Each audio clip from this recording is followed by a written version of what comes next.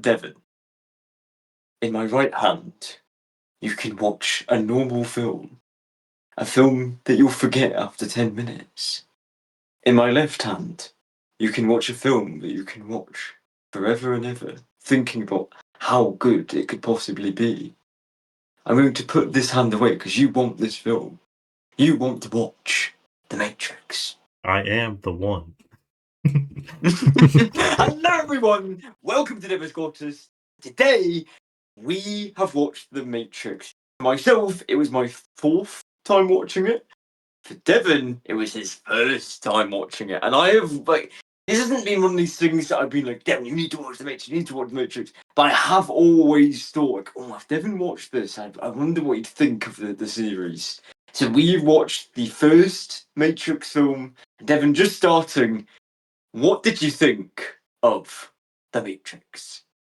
Yeah, so as Scott said, this was my first time watching it. And not only was it my first time watching it, I just finished watching it about 30 minutes before recording this. So you're getting it as fresh can be.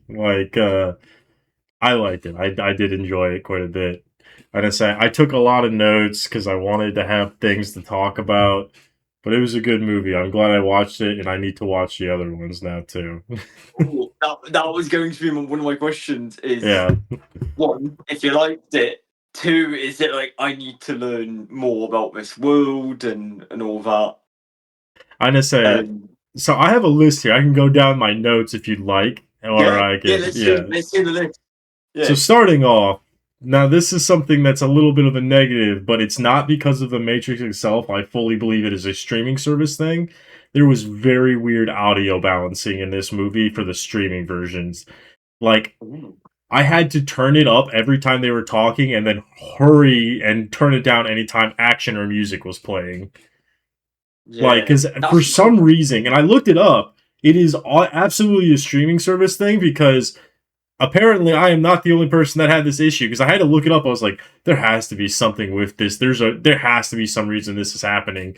And they were like, I thought maybe it was like a artistic choice, but no, it seems to be a streaming service thing that for some reason the audio balancing is super messed up. So talking is like super low, but like sound effects like guns and like music and everything else is super high. And I was like, God damn, it sounds like they're whispering every time they talk, but then everything else is like super loud, so I have to like turn it down when it gets to those moments.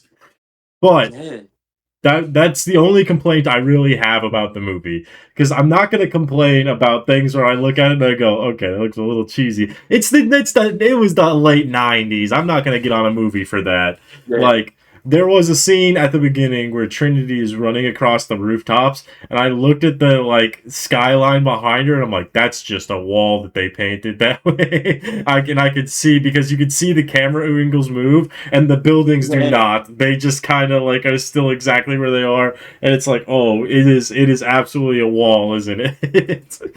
See, funnily enough, for things like that, I can almost excuse it as like, oh, Again, I'm it's not criticizing the film for that. oh yeah, yeah, That yeah, is a product yeah. of the time. It is just kind of a funny like, okay, well, I could I could see that there. I know, and I think it's fair, and you're doing a great job. Like, it's from the 90s, like whatever. Some things will look bad in that way, but like Yeah. I just see like any moment like that. One, I actually think the film like looks really good still. I'm watching the Yeah. Yeah. Blu-ray version, and like I just love the look of it. The Like special effects that's they did were pretty good. Like that still has held up really well. It was just like yeah, truthfully that one thing that I talked about is like the only thing I really noticed. Like it's the only thing that I was like, oh, that's a little weird thing that happened there. I will say some of the effects of them like doing the flips is a little weird because they do a flip in place. Like their body moves, but they're not going anywhere. Like they're in the exact same place, and that looks a little wonky. But again, not a criticism. It is a product of the yeah, time. I yeah. just think So it was kind speaking of funny, and I was like, um. speaking of Trinity, Mhm. what do you think about Trinity? So here's my thing, right? I like her as a character. that love story is so forced, unfortunately, because I was like, here, I get what they're going for. I like the message of like, oh, well, with love, you get the power to do things. It's a good trope, right? The problem Yeah, is that we didn't. I don't feel like we had enough time with them building up that bond to justify her being like, "I love you." I'm like, you barely know him from what we've seen in the movie. You barely know him. Like, I don't think you can make that call yet. yeah, But yeah. that's I think again, I like her as a character. It's just a like a small thing, or like I get what you're going for. We should have had a little more scenes to really drive this relationship home. I feel like if anyone yeah. should say I love you to Neo, it should be Morpheus. He spent the most time with it. I know, and Morpheus is so cool. He's such a He good is. like I love Morpheus. mentor character. Um, I love how he is like, the way he tackles things. It's all about choice. And it's like you have to be the one to like go through the door. I can't like do that. Like, it's your choice. And There's a then how lot. some There's a lot of characters. things about psychology and like the state of the mind that I love about this movie. I have one of my notes here. Essentially, like the whole like dreams so real that they feel like they are real. Like that is such a fun thing that like a lot of people have, and like an uneasy feeling that there's something wrong with the world. Like that is a very common psychological thingy. That it's like, oh, that is genius for pointing that out in the movie and like diving into those ideas because it's such a good basis for like how these kind of things could be, and it's so funny too because it's like, yes, I can also see why this movie created so much paranoia to the point where people believe, like, oh, is this actually real? Because like they're touching on such great things that everyone experiences and making you believe that they could be something else. It's like, oh man, absolutely. Yeah. What I think is great about this film is it's a good like what it's a good action film. Like it has some great action, cool effects, but like if you just want to go like deeper, it's got really cool world building, like with the whole like the real world, and then there's like the Matrix and like things that you can do in both. But then like there is that psychology aspect, and then there's even like a deeper aspect which we'll get into later on. So I'm really glad that like that seemed to resonate with you. Oh yeah. I so my next thing on my list here, I miss grunge and its aesthetics because it is chock full in this movie, and I'm like, God damn, early 2000s grunge. Oh, I miss it so much. No, and like the big thing about this film is it set the standard. It's like a lot of Yeah. this is like anime inspired, but like it brought it to the West in such a cool way. Like I remember early 2000s, like people were imitating and people like the Matrix was the big fucking thing. Like I remember being like 5 and being like, oh yeah, the Matrix, even though I'd never seen it, it was just there. Oh yeah. Yeah. And it's funny because I talk about that too in my list. I was like, there's so many things that like I looked at and I was like, I feel like that was an inspiration for something that came later and like different things.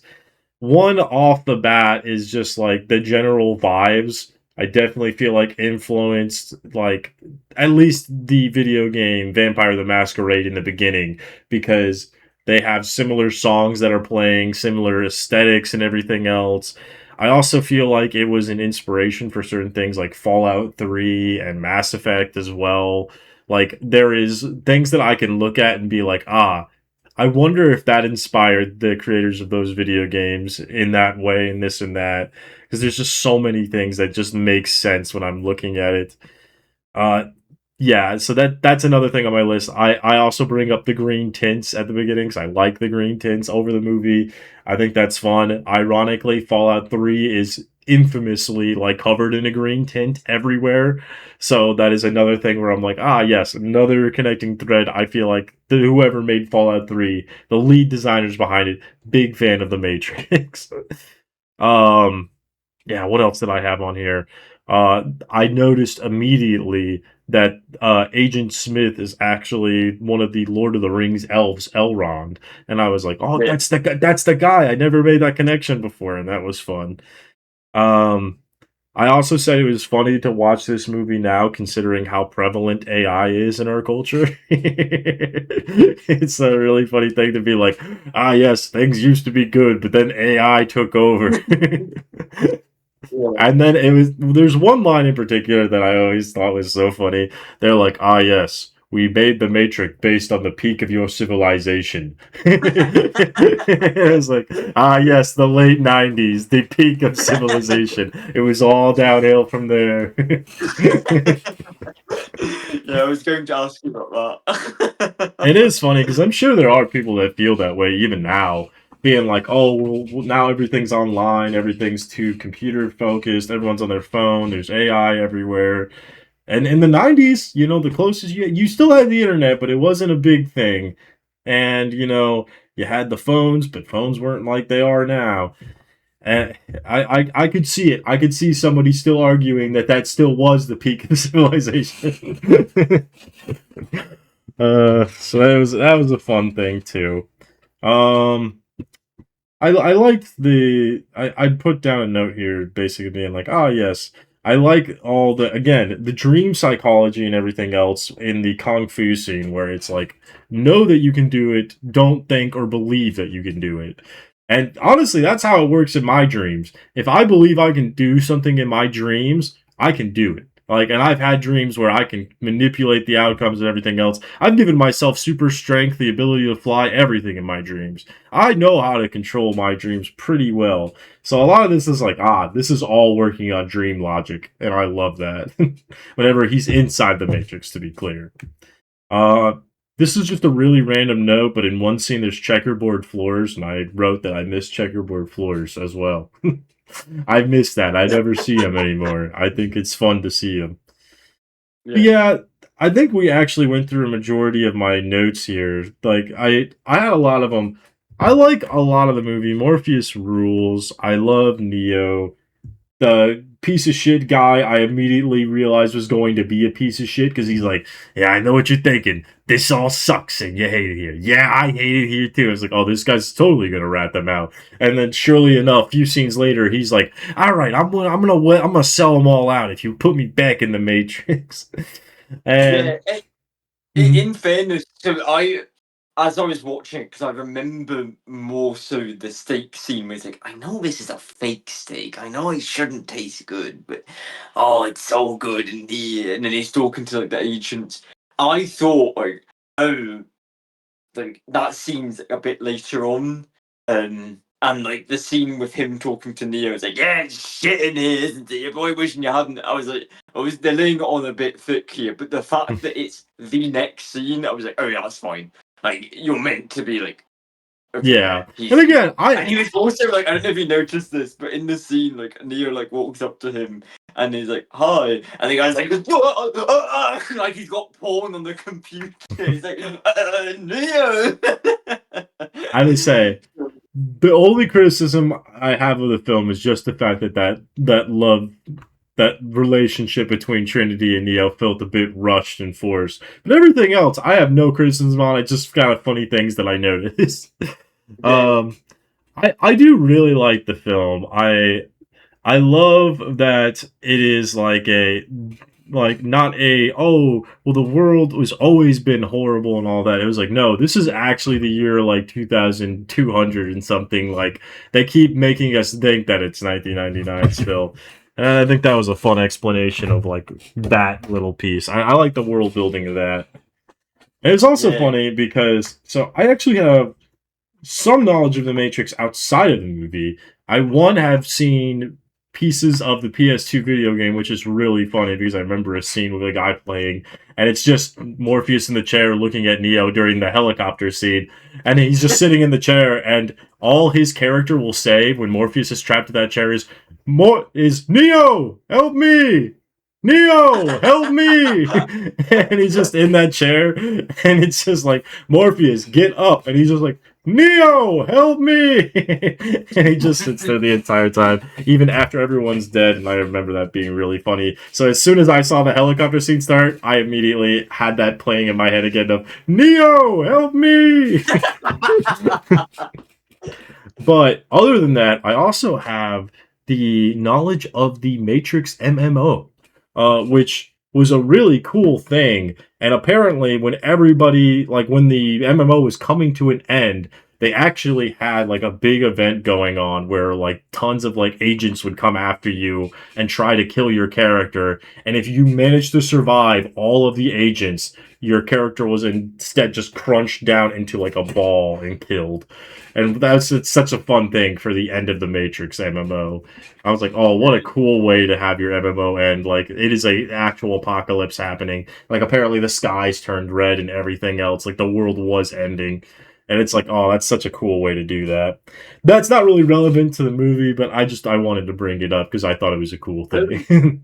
Yeah, because I only have one Matrix game. Is it This for the is when I PS2?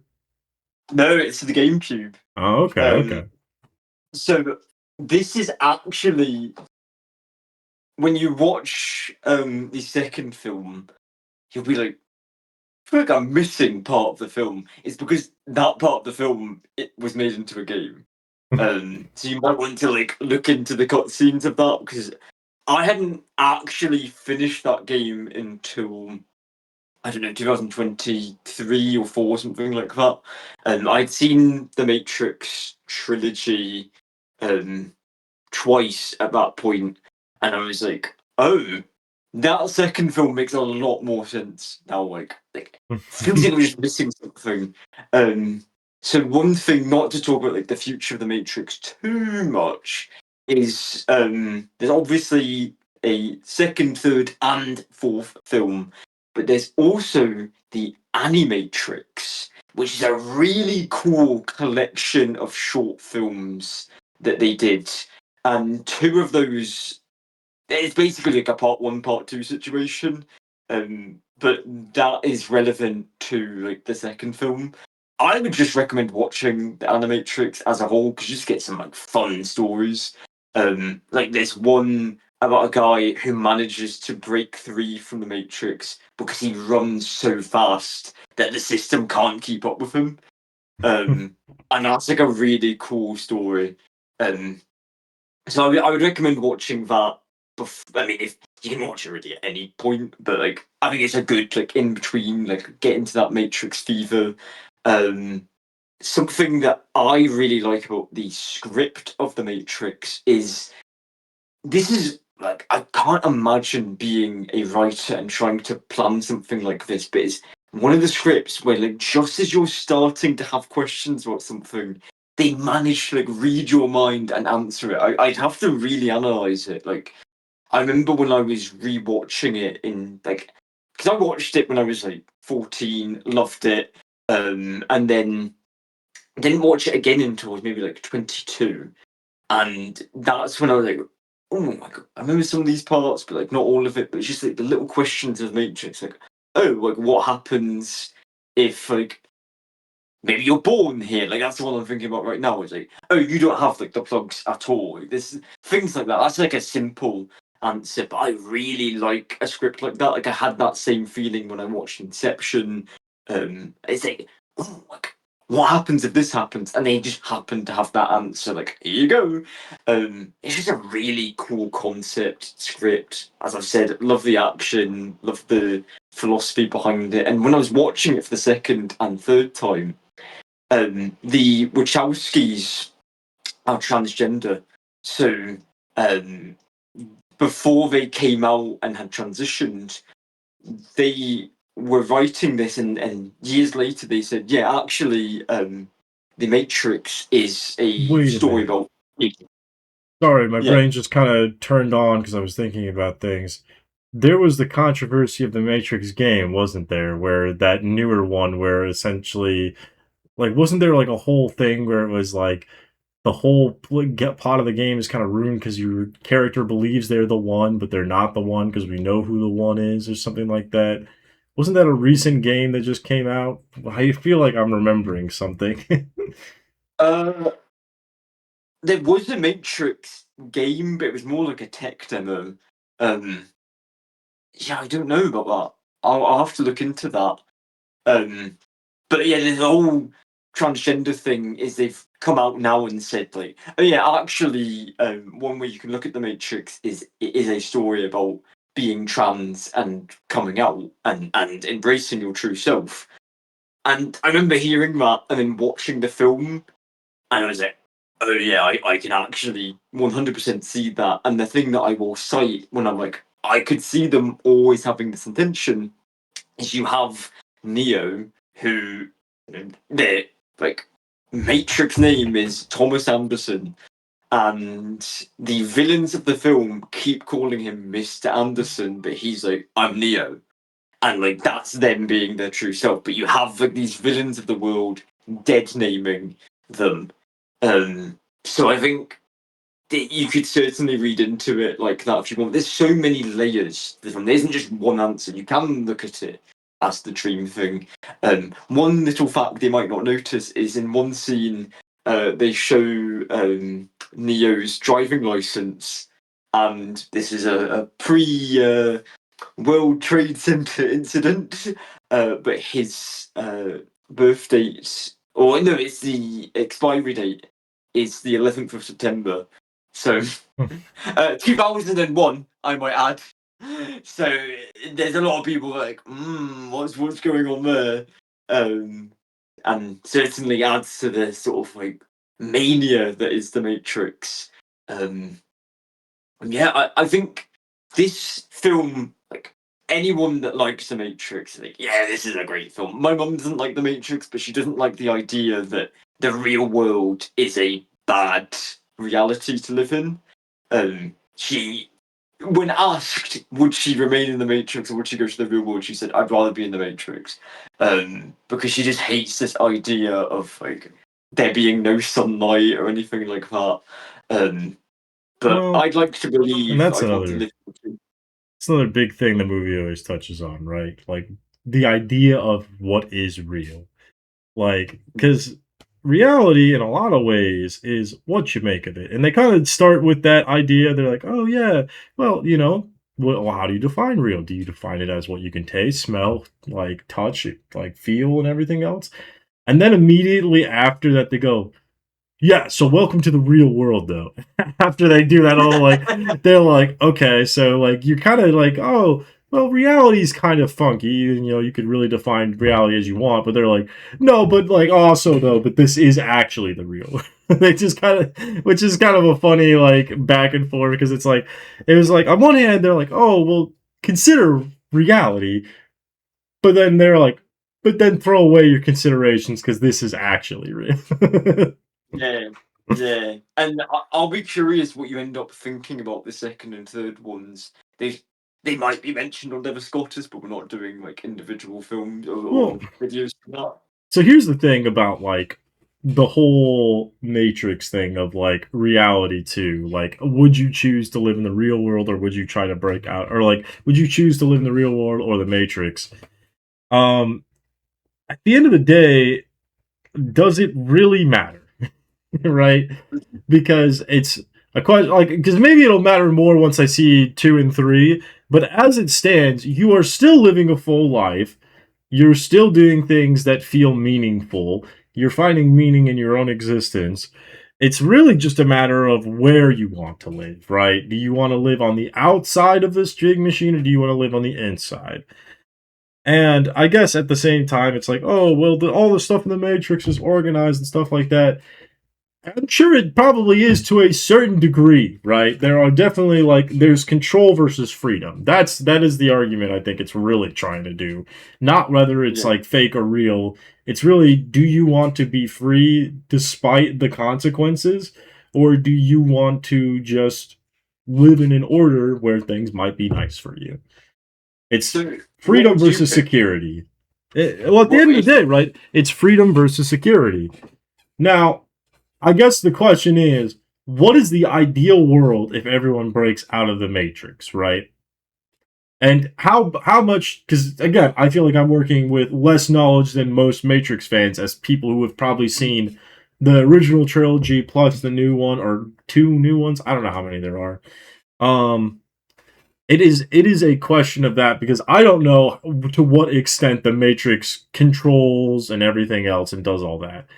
Because as far as I've been told, it just puts them in a simulated world that's basically exactly the same as the real world, and everyone's free to choose their life from there inside. If that's the only difference, then the only difference between the real world and the outside world is that you have comfort here, but technically you have freedom out there. And when it comes to security versus freedom, I've always been kind of on the side of security because I want to feel safe. I want to have the things I want. I want to live a comfortable life.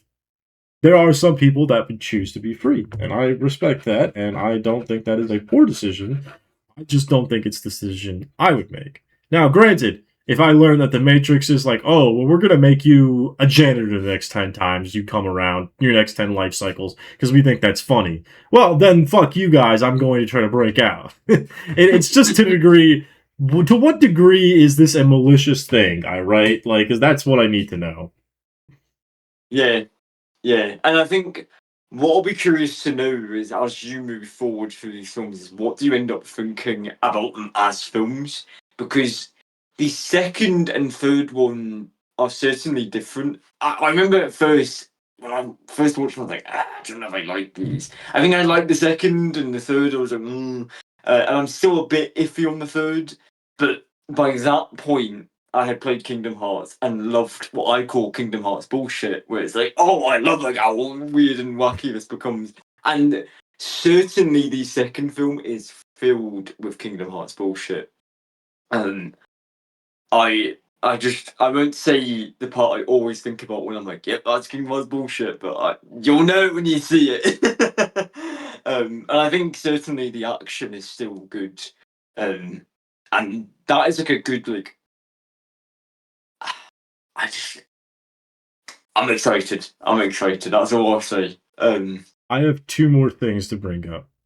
Mhm. One, I do like that the film ends in a way that you can tell it's the first movie because they made it clean enough that you could consider its own standalone movie, but they also left the door open for like, hey, there's more we could do with this. I always enjoy that, and I like stories that do that. Mass Effect 1 ends in a very similar way where it's like, oh yeah, there's still work to do, but if you just play the first one, you have a complete story beginning to end and you don't really need to be around for the others. That's the right way to do the beginning of your franchise, I think. Two, and this is the con of the ending. The scene with Neo flying at the end looks so funny, and it's such a like. There's probably a cooler way you could have ended it instead of having it fly. Oh, you don't like to be in like. It just flies up. I don't know. Yeah. That was like and again, not a complaint. It's just kind of a goofy kind of like, okay, well, could have ended on maybe a little bit of a cooler shot than that. Again, I think at the time maybe Again, and after it might like, be a product of the time again too. Again, yeah, this is the late '90s, so yeah. So let me ask, if you okay, would you want to be one of the agents, or would you want to be like a freedom fighter? Not saying the Matrix, whatever. Like, would you enjoy being one of the agents and being like, "I'm sorry, Mr. Anderson." well, I do love my villains, and it's funny because I do really like Agent Smith, and I know he's going to be back. I've seen that he's going to be back. So I like when he dies at the beginning. I'm like, there he goes for the first time. I wait to see him in the second movie or the third. I don't know when he'll come back, but I know he will be back because I know this is not the end of him. Um, but it's interesting, right? Because I don't the freedom fighters live a horrible life, and I don't think anyone can really deny that. Like they themselves complain about how bad it is. But like on the same time, asking would I want to be a machine? Because I don't know. Because is that the question? Are you asking would I want to be a machine, or would you asking would I want to it's fill the more like role of the agent? Essentially, the role of the agents of like, did you? I guess I'm asking if there was to make a Matrix film, would Mhm. you want to play the Okay. Would I agent? want to play? Yeah. Okay. Okay. Well, here's the thing, right? Because the other agents are schmucks, because nobody knows their names and no one's going to know their names because they're the schmucks. But Agent Smith's cool because he's different than the rest. If you're asking would I want to play Agent Smith or maybe Mouse, I'd want to play Agent Smith versus Mouse, yeah. Oh, yeah. But, you know, Tank's I pretty cool. Tank's cool. Dozer, we didn't really get much time with him and he died, so that's sad. Cypher's an ass. Morpheus is super cool. And I guess that's a better question, I guess. Is it Morpheus versus Smith, or is it Mouse versus Smith? Because there's a big difference there, right? I mean, don't get me wrong. Mouse had an honorable death. I'm not ripping on Mouse. But when we have the role of Mouse in the movie versus the role of Agent Smith, one is far superior. I always forget about Mouse because it's like, guys. Did you want to have sex with that computer girl? I can make it happen. It's like, what does he mean? He fell. He fell. It's such a like bad look for Mouse to be the guy to be like, what did you think of that attractive blonde lady I programmed in there? I made her. Do you want some alone time with her? I can get you that. It's like, oh, don't be that way, Mouse. Don't do that. Oh God. I worry about asking about like a Discord cast for this film. Well, of course, you'd be Mouse. See, You would be the honestly. There is some moments where I'm like, that would kind of be a Scott thing to do. Scott would be the one to like make an AI girl and be like, "What you think? She's really pretty, isn't she? I made her." See, there's a character in the second and third film that I'm like, oh fuck, as soon as Devon sees them, they'll be like, that's Scott. That's Scott. Why can't I be a cool character? Why can't I be Neo? Yeah. I didn't say his name is Mr. Stinkums. That's his code name. Oh goodness. Well, I don't know if I have anything else. It sounds like you'll be watching this. You didn't answer my question. Before we go on, we need to answer my question. Is my question, is it Morpheus versus Smith or is it Mouse versus Smith? Oh, it'd be Morpheus. We're not sending Mouse in. Okay, so Morpheus versus Smith, which one I would rather be? It's the basic answer, but it's the right answer. It's Morpheus. I'd rather be Morpheus. Yeah. And it's the basic answer because everyone who watched the movie is probably like, oh, Morpheus is so cool. Of course I'd choose Morpheus. But it's the right answer. It is the right answer. Of course I'd rather be Morpheus. So cool. He is. So effortlessly cool. He is. And the outfits are cool. I will say the moment of Neo walking into the building of pre-Morpheus, I was like, oh, there are so many school shooters that dressed like this because of this moment. And I know they did. Oh, goodness. I mean, I can't think of any other bits of like trivia I want to share. I'm just glad you liked it because I feel like you love a good like trilogy. You know, you love the pirates. You love the and I had a feeling I was going to like the movie. It was just I need an excuse to force myself to sit down and actually watch it, which I'm glad Devus Scottus has served that purpose. Yeah, because I give you good films to watch, and you give me Hoodwinked too. Not only that, are we forgetting about Sausage Party that I had you go watch? What was the other one we watched? Minecraft? Minecraft was good. Minecraft was a good movie. It was the best movie of our generation. It wasn't. This is me dodging any Minecraft commentary that we have.